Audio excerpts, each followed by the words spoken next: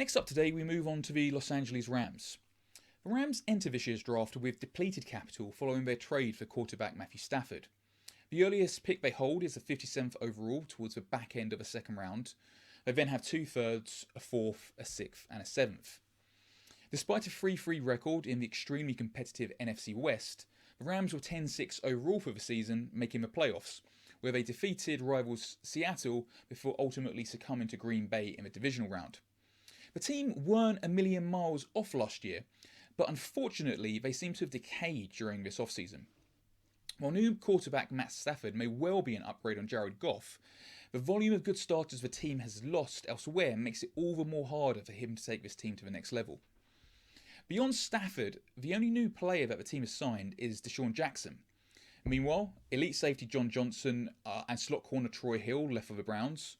Centre Austin Blythe joined Kansas, while a laundry list of other players, including Michael Brockers, Josh Reynolds, and Gerald Everett, are no longer with the team. This alone, on the face of things, presents an issue. However, even darker clouds are potentially on the horizon. 5 rostered offensive linemen and 5 rostered linebackers, representing a mixture of starters and second stringers, will be free agents at the end of the season. The Rams' salary cap situation in 2022 does not look great, and while everyone knows that teams can always pull something out of the bag and restructure someone here to make more space, you'd want them to be doing that to be bringing high quality new free agents to the team, rather than just ensuring that there's going to be 53 men on the team bus.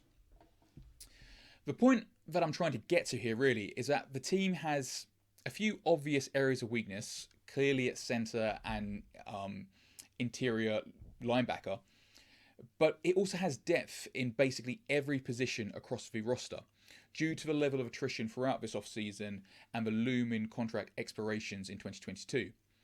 Generally, it's in these situations where we see GMs trade back with their early picks in order to accumulate capital in the middle rounds to build up depth in the roster. The Rams will struggle to do that this year or even next, not holding a first round pick until 2023 at the earliest.